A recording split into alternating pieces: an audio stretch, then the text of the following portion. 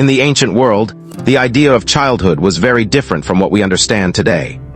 Children were not viewed as emotionally delicate beings who required constant care, reassurance, or protection.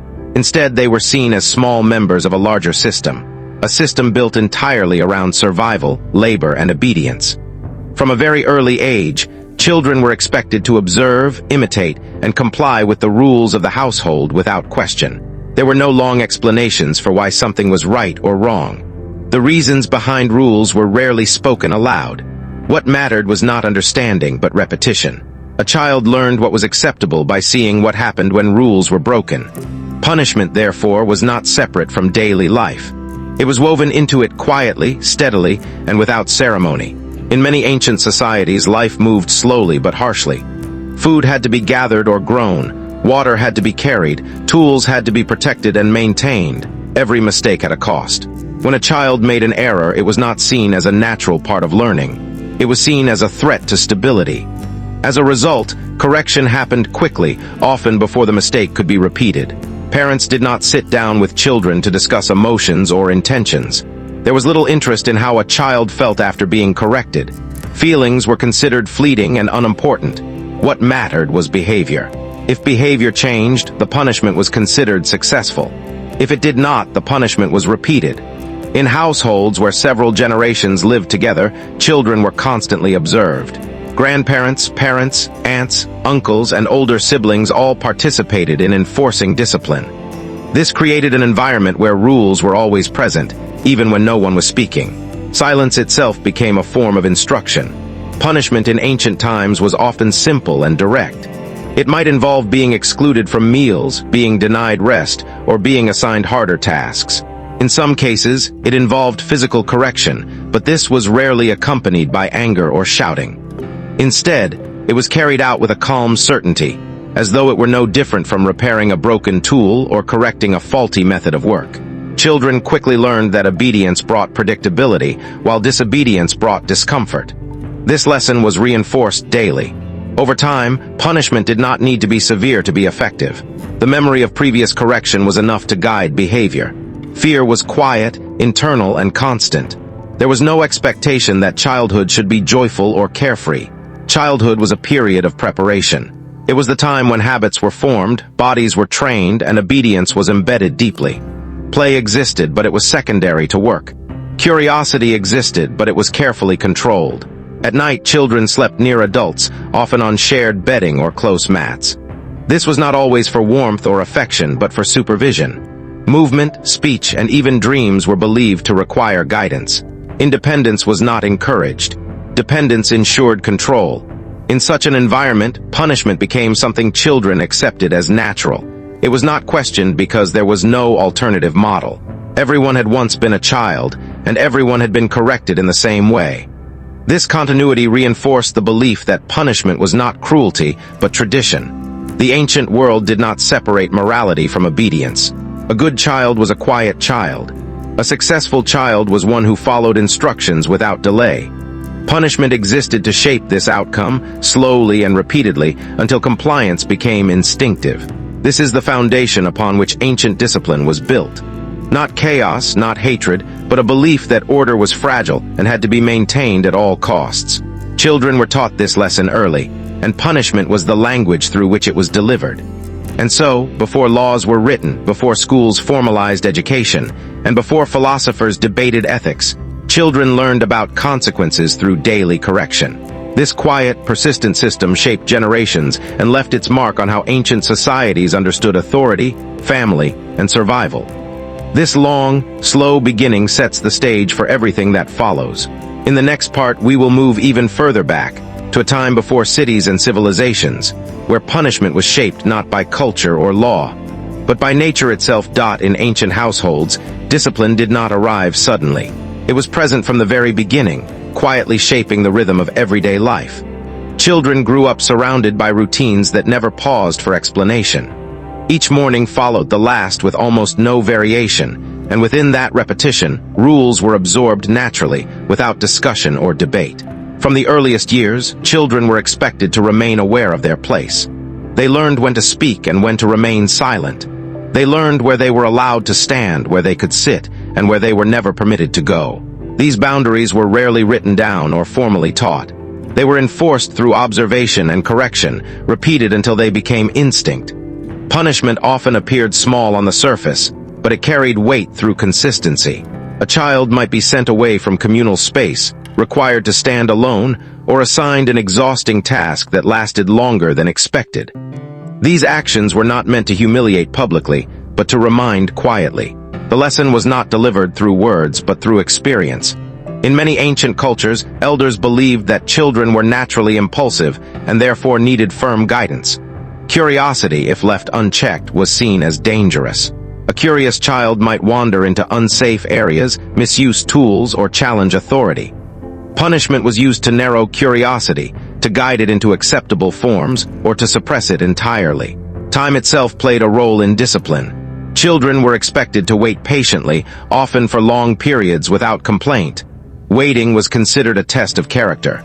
A child who could wait without protest was seen as developing self-control. A child who complained was corrected until silence returned. Meals were another space where discipline appeared. Eating was not casual or joyful. It was structured. Children learned where to sit, how much to take, and when to stop. Taking too much food or eating too quickly could lead to correction. Hunger, when it followed punishment, was considered an effective teacher. There was little separation between moral behavior and practical behavior. A child who disobeyed was not simply inconvenient. They were seen as threatening harmony. In tightly connected households, harmony ensured survival. Any disruption, even a small one, had the potential to spread.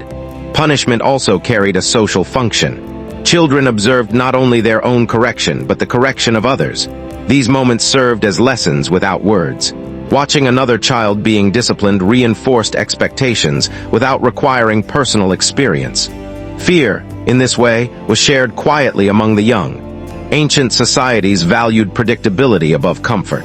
Predictable children could be trusted with responsibility earlier. They could be assigned tasks without supervision. They could be relied upon not to make costly mistakes.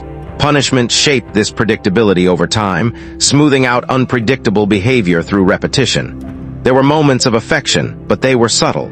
Affection was not used to soften punishment or explain it away. Instead, it existed alongside discipline, not in place of it. Children were expected to understand that correction and care could exist together without contradiction. As children grew older, punishment gradually shifted in form rather than disappearing. Physical correction might lessen, but responsibility increased. Failure at responsibility brought new consequences. Shame, silence, and increased labor replaced simpler punishments. Childhood slowly merged into adulthood without a clear boundary. Memory played a powerful role in this system. Children remembered previous corrections clearly. That memory guided behavior long after the punishment itself had ended. Ancient discipline relied heavily on this internalization. The goal was not constant punishment, but lasting control. In this way, punishment became less visible over time. It moved from the outside to the inside. Children began correcting themselves before others needed to intervene. This self-correction was considered the ultimate success of discipline. No one questioned whether this was fair. Fairness was not the measure. Survival was. In a world where illness, famine, and conflict were constant threats, emotional softness was seen as a risk. Strength, silence, and obedience were valued instead. This quiet shaping of behavior defined ancient childhood. It did not happen through dramatic events, but through countless small corrections spread across years. Each correction reinforced the same message, slowly and steadily. And as generations passed, this approach to discipline became tradition.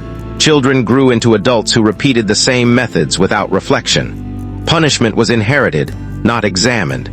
This long, controlled beginning forms the background for everything that follows in our story. In the next part, we will step even further back in time, to the earliest human communities, where punishment was shaped almost entirely by the demands of nature and survival itself. As days passed in ancient households, discipline became so familiar that it almost disappeared into the background of life. Children did not wake each morning expecting punishment, yet they lived with the constant awareness that correction was always possible. This awareness shaped posture, tone of voice, and even the way children moved through shared spaces. They learned to walk carefully, to avoid drawing attention, and to follow patterns that had already been proven safe. Adults rarely raised their voices. Loudness was unnecessary. Authority did not depend on volume but on certainty. When an instruction was given, it was expected to be followed immediately. Delay itself could be treated as defiance. Children learned quickly that hesitation carried risk. Acting without pause became a habit, and habit became obedience. In the slow rhythm of ancient life, repetition reinforced everything. The same tasks were performed day after day, season after season. Children were assigned small responsibilities early, and failure to complete them correctly resulted in correction. Carrying water without spilling it, tending animals without distraction, or sitting still during communal gatherings were all treated as lessons in control. Punishment ensured that these lessons were remembered. There was little distinction between private and public behavior. A child's actions reflected directly on the household. Shame, when it was used, was quiet but powerful. A disobedient child might be corrected in front of others, not to humiliate, but to demonstrate boundaries clearly. The presence of witnesses strengthened the lesson and reduced the likelihood of repetition. Silence held great importance. Speaking unnecessarily was discouraged. Children were taught to listen long before they were allowed to speak freely. Interrupting adults or asking too many questions could lead to correction. Curiosity was tolerated only when it served practical learning. Abstract questions were often ignored or punished as they distracted from work. Even play was monitored. Games that became too loud, too aggressive, or too independent were stopped. Children were reminded, sometimes sharply, that play was secondary to responsibility. Joy was acceptable only when it did not interfere with order. Excess emotion, whether happiness or sadness, was viewed as imbalance. As evening arrived, discipline did not fade. Children were expected to settle quickly, to rest without complaint, and to remain still once night routines began. Movement after bedtime could lead to correction. Rest was not framed as comfort, but as preparation for the next day's labor. Stories told at night often reinforced obedience. Tales of disobedient children meeting unfortunate ends were common. These stories were not told with fear or excitement, but calmly, as lessons woven into tradition. Children listened quietly, absorbing warnings without being directly addressed. Over time, fear transformed into familiarity. What once caused anxiety became normal. Punishment no longer felt shocking. It felt expected. This expectation reduced resistance and shaped behavior without constant intervention. The system relied on predictability, not cruelty. Ancient adults believed that a child who learned obedience early would suffer less later in life. Hard correction in youth was thought to prevent harsher consequences in adulthood. This belief justified discipline and removed doubt. Questioning punishment was rare, as questioning tradition itself was discouraged. The absence of choice defined ancient childhood. Decisions were made by elders. Children followed. Freedom was not considered necessary for growth. Stability was. Punishment protected stability by narrowing acceptable behavior until it became routine. As children aged, they rarely remembered a time without correction. Punishment had always been there, shaping boundaries, guiding actions, and reinforcing order. It blended into memory alongside daily tasks and seasonal changes. This slow, steady conditioning did not produce rebellion in most cases. It produced conformity. Children grew into adults who valued the same discipline they had experienced. What they had learned felt natural, unavoidable, and correct. And so, the cycle continued quietly, generation after generation, without interruption. This completes the foundation of ancient childhood discipline. With this understanding in place, we are ready to move beyond the household and into the earliest human communities, where punishment was shaped not by family tradition, but by survival itself. In the next part, we will explore how prehistoric and tribal societies corrected children in environments where nature, danger, and scarcity ruled every decision before cities, before written laws, and before formal households. Human life existed in small groups shaped entirely by the natural world. In these prehistoric and tribal societies, discipline did not come from tradition alone. It came from danger. Every rule existed because breaking it could result in injury, loss, or death. Children were introduced to this reality early, without explanation and without protection from its seriousness. In these early communities, survival depended on cooperation. Food was hunted or gathered together. Shelter was shared. Fire was guarded carefully. A single mistake could put everyone at risk. Children, therefore, were not raised gently. They were raised carefully. Care, however, did not mean softness. It meant strict control over behavior. Punishment in prehistoric societies was direct and immediate. When a child acted in a way that endangered the group, correction followed at once. There was no delay, no discussion, and no room for misunderstanding. The goal was not to teach morality, but to eliminate dangerous behavior as quickly as possible. A child who wandered too far from camp could attract predators. A child who touched fire carelessly could cause injury or destroy warmth. A child who made noise during a hunt could ruin the chance of food. These were not minor mistakes. They were serious threats. As a result, punishment carried urgency. Correction often took the form of sharp verbal commands, physical restraint, or temporary exclusion from group activity. Being pushed away from the fire, held firmly, or denied participation served as powerful lessons. These actions were not seen as cruel. They were seen as protective. The pain or discomfort of punishment was considered far less dangerous than the consequences of disobedience. In many tribal groups, children learned primarily through observation. Adults rarely explained why something was forbidden. Instead, children watched carefully. They noticed how adults reacted to mistakes. They learned which behaviors brought approval and which brought immediate correction. Punishment reinforced these observations, turning them into memory. Fear played an important role, but it was not constant terror. It was a controlled awareness of boundaries. Children learned where they could go, what they could touch, and when they had to remain still. These boundaries were reinforced daily, often without words.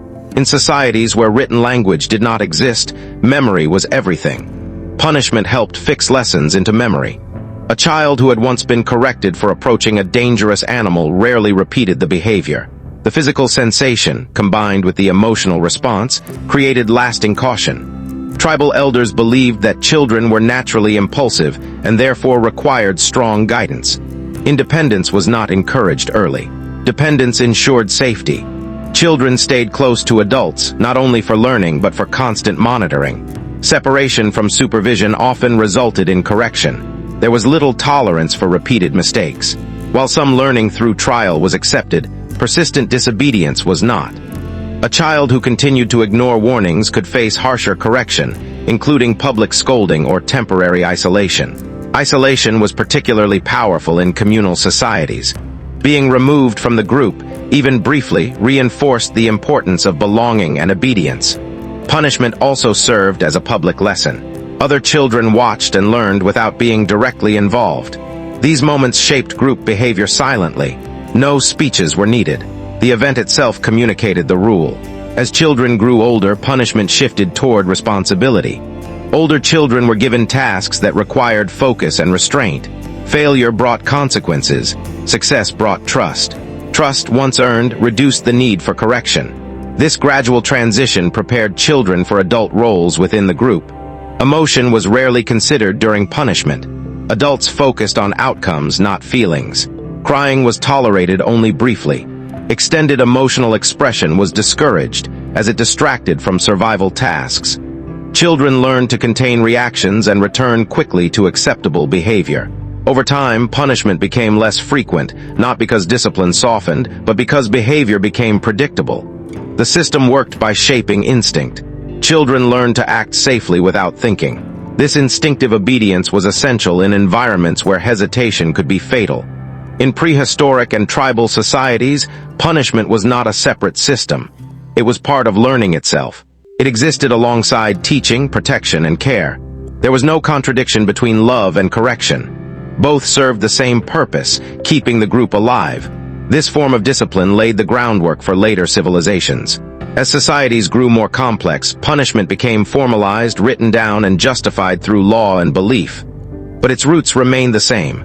Control behavior, reduce risk, protect the group.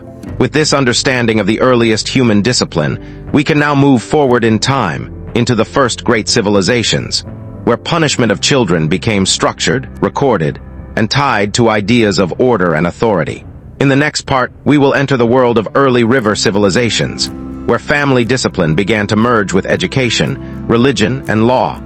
As human societies slowly moved from small tribal groups into settled civilizations, discipline began to change its shape.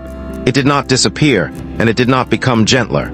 Instead, it became more organized, more structured, and more deeply connected to ideas of order, hierarchy, and duty. One of the earliest places where this transformation can be clearly observed is ancient Egypt, a society built around stability, routine, and the belief that order itself was sacred.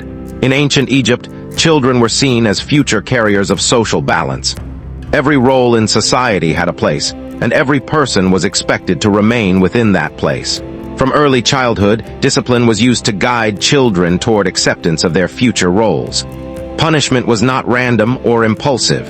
It followed cultural expectations that had been repeated for generations. Families believed that a child's behavior reflected directly on the household and, by extension, on the harmony of society. Disobedience was not merely a private issue.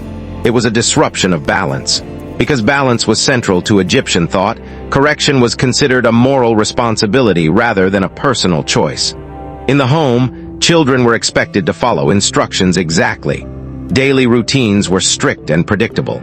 Tasks were assigned based on age and ability, and failure to complete them correctly often resulted in correction. Punishment might involve extra labor, withdrawal of privileges, or physical discipline. These actions were carried out calmly, without excessive emotion, as part of the expected rhythm of life. Education, when it existed, was equally strict. Boys training to become scribes, officials, or priests faced constant correction. Writing errors were not tolerated. Memory was trained through repetition, and mistakes were corrected immediately. Ancient texts suggest that physical punishment was commonly used in schools, justified by the belief that discipline sharpened the mind and strengthened character. Teachers believed that learning required discomfort. A child who struggled was corrected more firmly, not less. Mercy was not considered helpful. Precision mattered more than encouragement. Over time, children learned to associate obedience with approval and error with discomfort. This association shaped behavior long after schooling ended. At the same time, affection existed quietly alongside discipline. Parents provided food, shelter, and care without question. However, affection was not used to soften punishment or explain it away.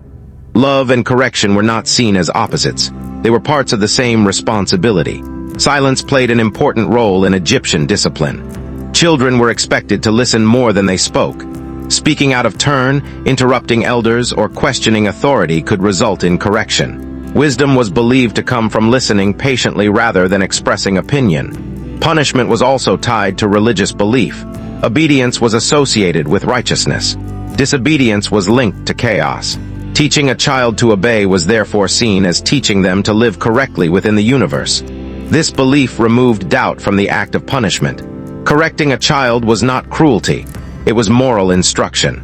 Children learned early that their lives were guided by expectations they did not choose.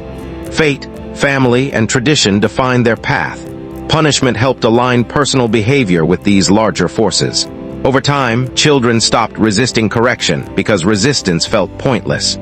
As children grew older, discipline shifted toward responsibility rather than direct punishment. Older children were trusted with tasks that affected the household or workplace. Failure brought consequences, not discussion. Success brought quiet approval, not praise. In this way, ancient Egypt created adults who valued order, routine, and obedience. The discipline of childhood did not prepare children for freedom. It prepared them for stability. And stability, in Egyptian belief, was the highest good. This structured approach to punishment would influence many later societies. As we move forward, we will see how discipline became even more formalized in regions where laws were written and recorded, and where punishment extended beyond the family into the legal system itself. In the next part, we will enter the world of ancient Mesopotamia, where children's punishment was shaped not only by family tradition, but by written law and social codes. As we move forward into the lands between the great rivers, discipline begins to take on a more formal and recorded shape. In ancient Mesopotamia, punishment was no longer guided only by custom and family tradition. It was increasingly shaped by written law, social hierarchy, and clearly defined expectations. Children grew up in a world where rules were not only spoken, but carved into clay, preserved, and remembered. In Mesopotamian societies, the household remained the primary place of discipline. Fathers held strong authority, and obedience within the family was considered essential to social stability. A child was expected to respect elders without hesitation. Questioning authority was discouraged, and repeated disobedience was treated as a serious failure of upbringing rather than a temporary mistake. Punishment in the home was firm and routine. Children who ignored instructions, spoke disrespectfully, or failed in their duties were corrected quickly. Physical punishment was accepted and widely practiced, not as an expression of anger, but as a tool for shaping behavior. Written records suggest that discipline was considered a necessary part of raising a proper member of society. Education in Mesopotamia further reinforced this approach. Schools, often attached to temples or administrative centers, trained boys to become scribes. These schools were strict environments where mistakes were not tolerated.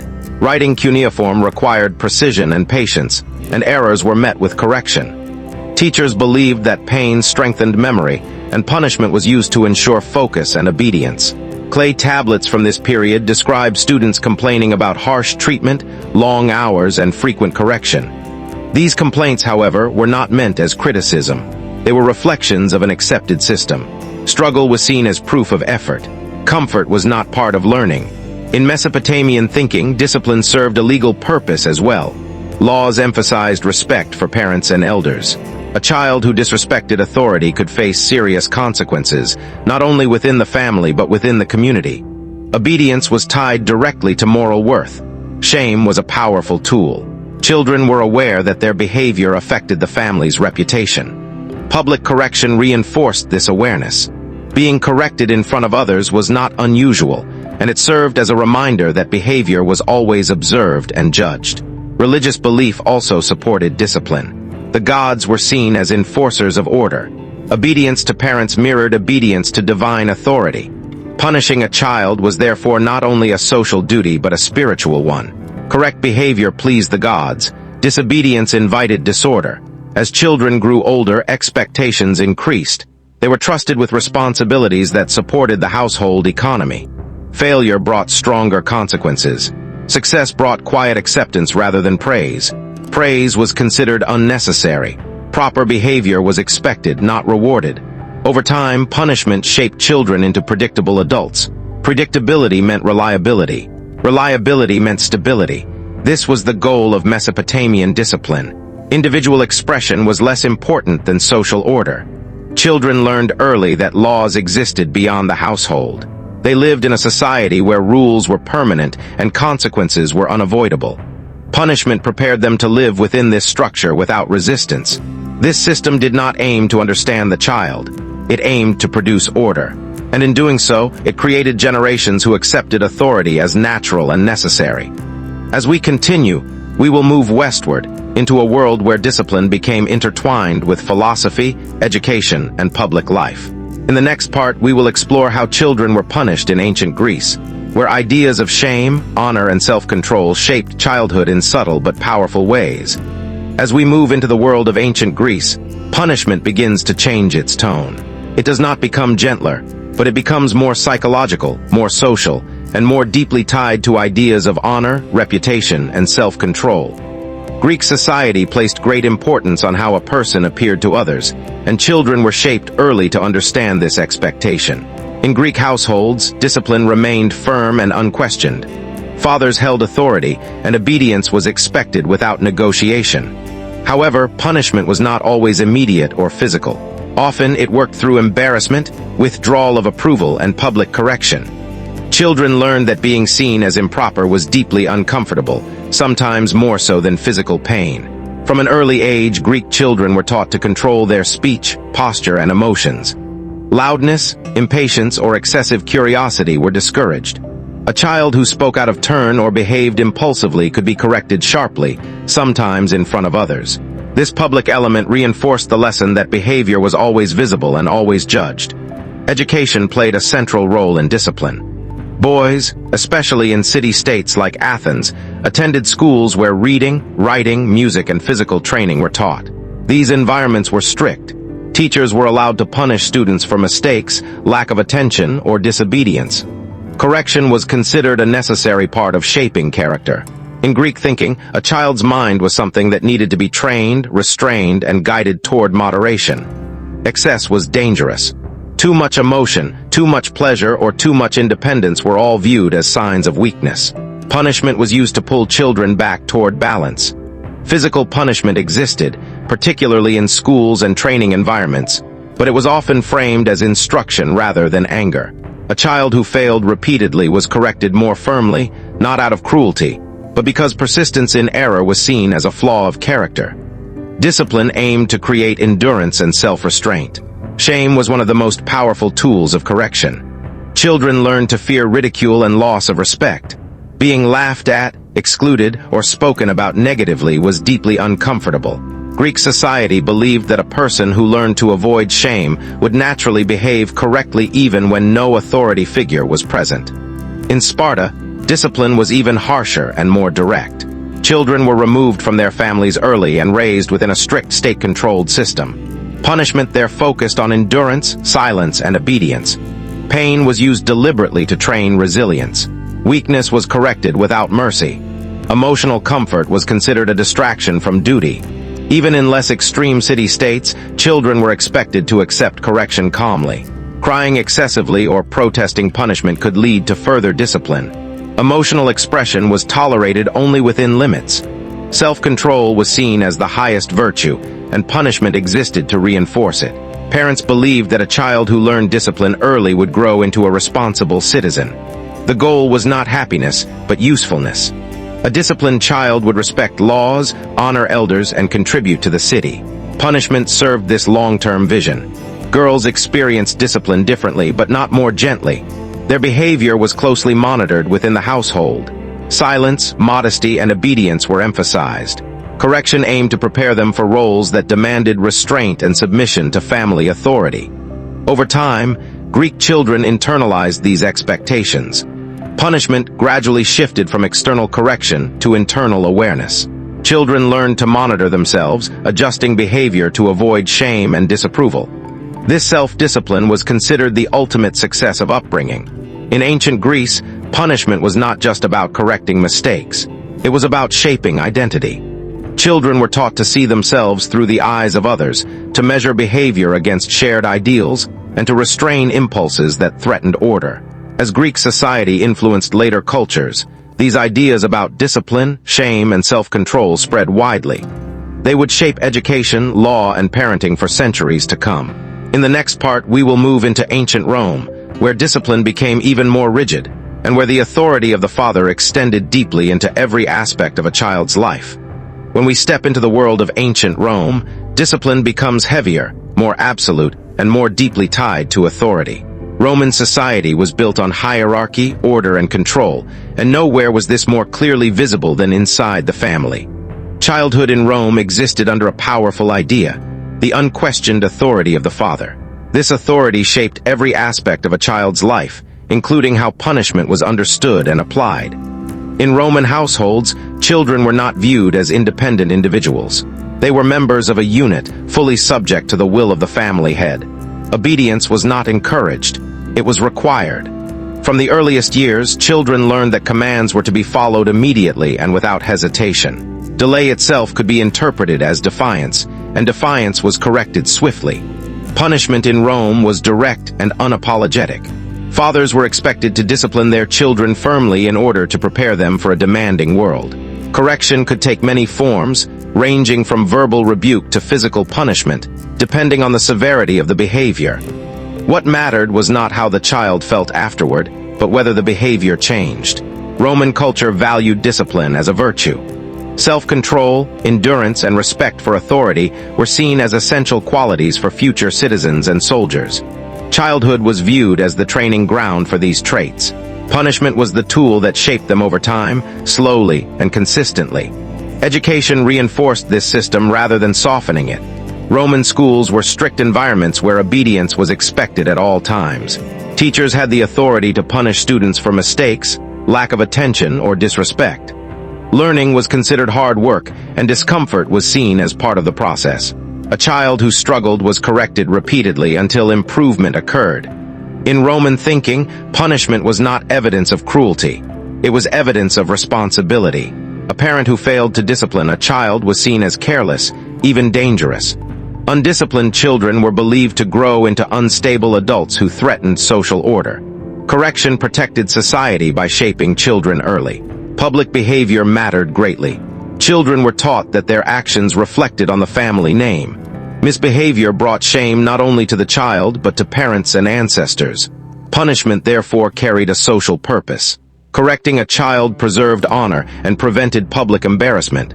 Silence and restraint were valued traits. Children were expected to listen attentively and speak only when permitted. Talking back or questioning authority was corrected firmly. Curiosity was tolerated only when it served practical learning. Independent thinking was postponed until adulthood. As children aged, punishment did not disappear. It evolved, responsibilities increased, and failures carried heavier consequences. Young boys training for public life were expected to endure correction without complaint. Emotional reactions were discouraged. A calm response to punishment was seen as a sign of maturity.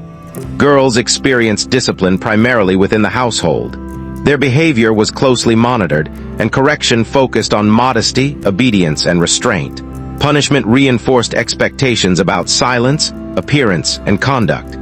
These lessons were intended to prepare them for adult roles defined by family structure rather than personal choice. Roman discipline relied heavily on consistency.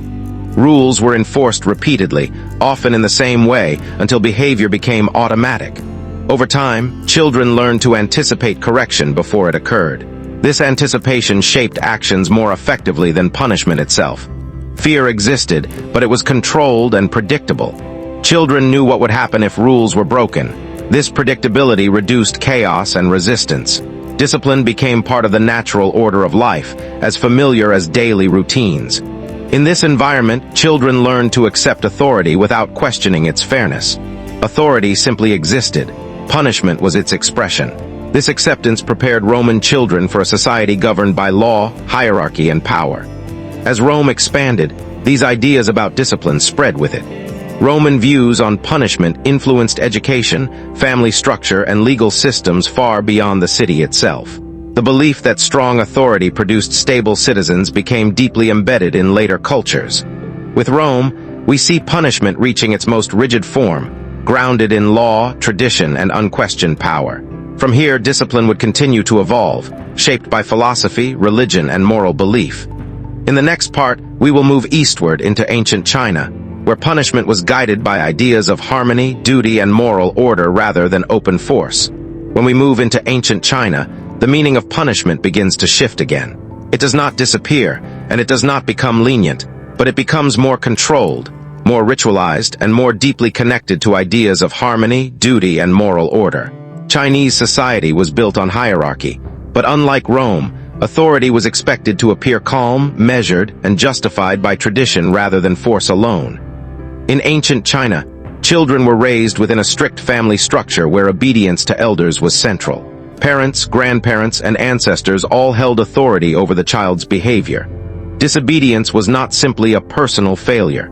It was a disruption of harmony within the family, and by extension, within society itself.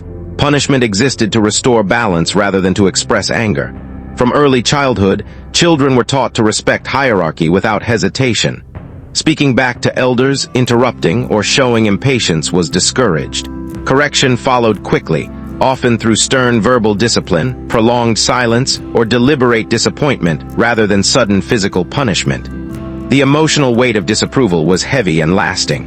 Education played a powerful role in shaping discipline. Children were taught classical texts, moral sayings, and ritual behavior through repetition. Memorization was essential. Mistakes were corrected immediately, sometimes harshly, because accuracy was seen as a reflection of moral character. A careless student was believed to be a careless person. Physical punishment did exist, especially in schools, but it was often framed as moral instruction rather than emotional reaction. Teachers were expected to maintain strict order.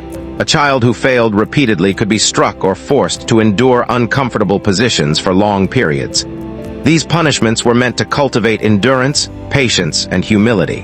One of the most powerful tools of discipline in ancient China was shame. Children were reminded constantly of their duty to family honor. A single act of disobedience could be described as disrespect toward ancestors, parents, and tradition itself. This framing made punishment feel unavoidable and deeply personal. Silence was used frequently as correction. A child might be ignored, excluded from conversation, or denied acknowledgement. This absence of approval communicated failure more effectively than shouting. Children learned quickly that acceptance depended entirely on correct behavior. Emotional expression was tightly controlled. Crying loudly, expressing anger, or showing frustration was discouraged. A disciplined child was calm, restrained, and respectful. Punishment aimed to reduce emotional excess and replace it with composure. As children grew older, discipline became increasingly internal. External punishment was gradually replaced by self-monitoring. Children learned to correct themselves before elders intervened.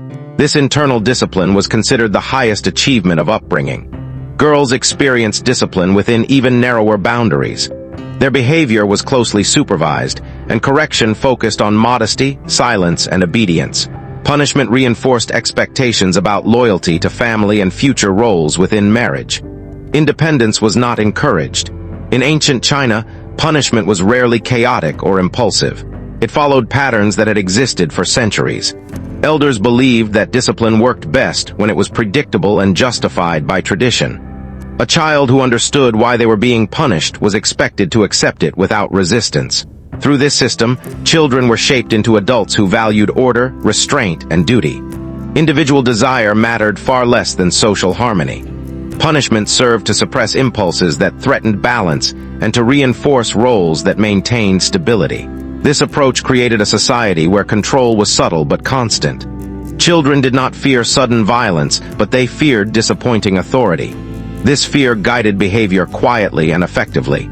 As we move forward, we will see how punishment becomes intertwined even more deeply with religion and moral belief, shaping not only behavior, but ideas of sin, guilt, and righteousness. In the next part, we will explore how religious thinking across ancient societies influenced the punishment of children, turning discipline into a moral and spiritual obligation, rather than a purely social one. As ancient societies continued to develop, punishment of children became increasingly connected to religious belief. Discipline was no longer seen only as a practical tool for survival or social order. It became a moral responsibility. Adults believed they were not just correcting behavior, but shaping the soul. In this way, punishment took on a deeper meaning, one that extended beyond the household and into the unseen world. In many ancient cultures, children were believed to be born incomplete, not only physically but morally. They were thought to lack discipline, restraint, and understanding of right and wrong. Left unchecked, this natural state was believed to lead toward disorder, selfishness, or spiritual failure. Punishment existed to guide the child away from these dangers and toward moral correctness. Religious teachings reinforced obedience. Elders, parents, and teachers were seen as representatives of higher authority. Disobeying them was not merely disrespectful. It was interpreted as defiance against divine order. This belief made punishment feel necessary and unquestionable. Correcting a child was not a personal choice. It was a duty. Children learned early that rules were sacred. Instructions were not just household preferences, but reflections of moral law. Breaking a rule carried emotional weight beyond the immediate consequence. It could be framed as sinful, shameful, or dangerous to the soul. Punishment served to cleanse the mistake and restore moral balance. Fear played a quiet but constant role. Children were taught stories of divine reward and punishment. Obedience brought protection and favor. Disobedience brought misfortune. These ideas were introduced gently, often through repetition rather than threat. Over time, children internalized them deeply. Correction in religious settings often emphasized humility. A child who made a mistake might be required to bow, remain silent, repeat prayers, or perform acts of service. These punishments were meant to break pride and reinforce submission. Physical punishment existed, but it was often accompanied by moral instruction rather than anger. Teachers and religious figures were granted authority to discipline children outside the family. Schools attached to temples or religious institutions were strict environments. Silence, stillness, and attention were enforced carefully. Mistakes were corrected immediately to prevent moral weakness from taking root. Shame continued to be a powerful tool. A child who failed to meet expectations might be corrected in front of others as a warning. This public aspect reinforced conformity and reduced individual expression. Children learned that morality was judged collectively, not privately. Emotion was treated with suspicion. Excessive joy, anger, or curiosity could be seen as signs of imbalance. Punishment aimed to suppress emotional extremes and replace them with calm obedience. A child who learned to control emotion was believed to be closer to moral perfection. Over time, punishment shifted from something done to the child into something carried within the child. Guilt became a form of self-punishment. Children learned to feel discomfort even before rules were broken. This internal correction reduced the need for constant external discipline. In religious societies, this internalization was considered success. A well-raised child did not need frequent punishment. They corrected themselves through fear of moral failure and desire for approval. Obedience became automatic, guided by conscience rather than force. This approach to punishment created adults who followed rules even when unobserved. Authority no longer needed to be present at all times. The belief system itself enforced behavior. Children carried discipline with them into adulthood, shaping choices quietly and consistently. As these ideas spread, punishment became less visible but more powerful. It moved away from the body and into the mind. Control was achieved through belief, routine, and internal fear rather than constant correction. In the next part, we will look at how daily life under these systems affected children emotionally and psychologically, and how constant correction shaped their inner world in ways that lasted a lifetime by the time children reached the later years of childhood in ancient societies. Punishment was no longer something new or surprising. It had become familiar, predictable, and deeply woven into everyday life. For many children, discipline was not remembered as a series of individual events, but as a constant background presence, shaping thoughts, reactions, and expectations without needing to appear openly. Children learned early to anticipate correction. Before speaking, they considered tone. Before moving, they considered permission. Before acting, they considered consequence. This constant anticipation shaped behavior more effectively than punishment itself. The fear of being corrected quietly guided choices, reducing mistakes before they occurred. Over time, children began to correct themselves. A thought that felt risky was pushed aside. A question that might cause trouble remained unspoken. A desire that conflicted with expectation was suppressed. This self-correction happened silently and repeatedly, forming habits that lasted into adulthood. Emotion was often the first thing to change. Children learned to hide frustration, excitement, or sadness. Expressing too much feeling could draw attention, and attention often brought correction. Calmness became a protective behavior. A quiet child was a safe child. Silence reduced risk. Many children learned to appear attentive even when tired, obedient even when confused, and calm even when afraid. These outward behaviors were rewarded with fewer punishments, reinforcing the idea that appearance mattered as much as action. Inner experience became less important than visible compliance. Loneliness was common, even within crowded households. Children were rarely alone physically, but they were often alone emotionally. Feelings were not discussed. Questions about fairness, fear, or confusion remained unanswered. Punishment taught children what not to do, but rarely explained why. Sleep offered little escape. Children went to bed knowing that the next day would follow the same pattern. Routine brought safety, but it also limited hope for change. Life was predictable, and predictability meant survival. Expecting comfort or understanding was unnecessary and unrealistic. Some children adapted easily. They accepted correction without resistance and learned to navigate expectations smoothly. Others struggled silently. Repeated punishment could lead to withdrawal, hesitation, or deep caution. These children learned to move slowly through life, minimizing risk wherever possible. Memory played a powerful role. A single harsh correction could remain vivid for years. The sound of a voice, the feeling of exclusion, or the memory of public shame could guide behavior long after the event itself had ended.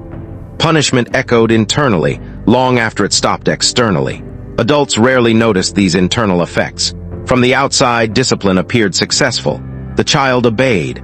The household remained orderly. The system worked as intended. Inner experience was not measured, recorded, or considered important. As children approached adulthood, punishment changed form once again. Direct correction became less frequent, replaced by expectation. A mistake made by an older child was judged more harshly, not because discipline increased, but because failure was considered less acceptable. Responsibility replaced leniency. By this stage, most children no longer needed frequent punishment. They had absorbed the rules deeply. Fear, duty, and habit guided behavior automatically. Authority had moved from the outside to the inside, where it remained constant and unchallenged. This internalization was considered success. A child who corrected themselves without supervision was seen as properly raised. Obedience no longer required force. It required only memory and expectation. Yet this success came at a cost that ancient societies rarely acknowledged. Emotional expression was limited. Curiosity was restrained. Personal desire was secondary to duty. Children learned to fit themselves into the world rather than shape it. These patterns followed them into adulthood. Formerly punished children became parents, teachers, and elders who repeated the same methods. What they had learned felt natural. Correction felt necessary. Change felt dangerous. And so punishment did not end with childhood. It became tradition, passed quietly from one generation to the next, shaping societies without being questioned. In the final part, we will slow down even further and reflect on what these systems of punishment meant in the long run, and how ancient ideas about discipline quietly influenced the modern world without ever fully disappearing. As we reach the end of this long, slow journey, it becomes clear that punishment in ancient times did not disappear when childhood ended. It did not remain locked in the past. Instead, it settled quietly into habits, customs, and expectations, traveling forward through generations without being named or questioned. Ancient societies did not see punishment as something temporary. They saw it as a foundation. Children were corrected so that adults would not need to be. Discipline in youth was believed to prevent disorder later. This belief was rarely challenged because it appeared to work. Obedient children became predictable adults. Predictable adults maintained stable societies. What ancient people created was not only a system of correction, but a pattern of thinking. Authority became normal. Obedience became comfortable. Silence became safe. These ideas did not require constant enforcement once they were learned. They lived on through routine and expectation. As time passed and civilizations changed, the outward forms of punishment slowly softened. Laws became less severe. Schools developed rules rather than whips. Families began to explain more and strike less. Yet the inner structure remained. The expectation that children should adjust to the world, rather than the world adjusting to them, continued quietly. Many ancient methods of discipline survived in subtle ways. Shame remained powerful. Silence remained instructive. Disappointment remained effective. Even when physical punishment faded, emotional correction often took its place. Children learned to behave not because they understood, but because they feared loss of approval. The language changed, but the lessons stayed the same. Good children were calm. Good children were quiet. Good children did not ask too many questions. These ideas echoed ancient beliefs about order, harmony, and control, even when their origins were forgotten. Adults who had grown up under constant correction often repeated the same patterns without awareness. What felt familiar felt right. What felt strict felt safe. Punishment was passed down not as cruelty, but as care, just as it had been for thousands of years. In this way, ancient punishment became invisible. It no longer needed to be explained or defended. It existed inside habits, expectations, and reactions. A raised eyebrow, a long silence, a withdrawn smile. These quiet signals carried the same power as ancient correction, shaping behavior without leaving marks. Children continued to learn early that approval mattered, that mistakes carried weight, and that fitting in was safer than standing out. These lessons were not always taught deliberately. They were absorbed through observation, just as they had been in ancient households and tribal camps. Yet something slowly began to change. As societies became safer, more stable, and more reflective, people started to question whether constant correction was necessary. New ideas about childhood emerged, suggesting that growth could occur without fear, and that learning did not require discomfort. These ideas developed slowly and unevenly. Ancient beliefs did not disappear overnight. They faded gradually, competing with newer views rather than being replaced completely. Even today, traces of ancient discipline remain, shaping how authority is understood and how children are guided. Looking back, it becomes clear that ancient punishment was never simply about pain or control. It was about fear of chaos, fear of loss, fear of survival slipping away. In a dangerous world, strict discipline felt like protection. Understanding this does not justify the suffering it caused, but it explains why it existed for so long. Punishment was a response to uncertainty. As the world became more predictable, the need for such responses slowly weakened. And so, the story of how children were punished in ancient times is not only a story about the past. It is a story about continuity, about ideas that linger, about habits that outlive their purpose. It is a quiet story, one without dramatic endings, one that fades rather than stops, much like the ancient world itself. As this narration slows and comes to rest, there is nothing more to resolve, no lesson to enforce, no rule to remember, only the gentle understanding that history does not always end. Sometimes it simply becomes quieter. Now that the main story has slowly reached its end, there is no need to introduce new ideas or new lessons. Ancient life did not end with conclusions, and neither does this narration. Instead, it fades gently, returning to routine, repetition, and quiet observation, just as ancient days always did. Imagine the ancient world after discipline has done its work. There are no arguments left to settle, no punishments being delivered, only familiar spaces, familiar movements, and the calm predictability that once made strict correction feel necessary. The air is still, nothing urgent remains. Children now grown move through their days with practiced restraint. They rise early as they always have. They speak little. They follow patterns learned long ago. No one reminds them what to do. Memory does that work quietly without effort. In the distance, fields wait. Tools rest where they were left. Homes remain unchanged, shaped by generations who lived the same way, corrected the same way, and accepted the same rules. Nothing feels dramatic. Everything feels settled. Ancient discipline was never meant to create happiness. It was meant to create continuity. And continuity is what remains. One day follows another. One season replaces the last. Correction is no longer needed because behavior has already been shaped. At night, silence returns again. The same silence that once surrounded childhood correction now surrounds adulthood routine. Lamps burn low, voices soften. Movement slows. The world feels heavy with familiarity. There is comfort in knowing what is expected. There is safety in not needing to decide. For many in the ancient world, this was enough. Freedom was not imagined. Stability was. If there are memories of punishment, they no longer feel sharp. They have softened with time, blending into other memories of work, hunger, rest, and waiting. What remains is habit. Habit replaces pain. Habit replaces fear. And so the ancient world continues, not loudly, not dramatically, but steadily. Discipline fades into background noise. Authority becomes tradition. Childhood lessons become adult instincts. This is how most of history actually lived. Not in moments of crisis, but in long stretches of quiet repetition. Correction mattered once, and then it disappeared into routine. As this narration continues to slow, there is nothing left to add.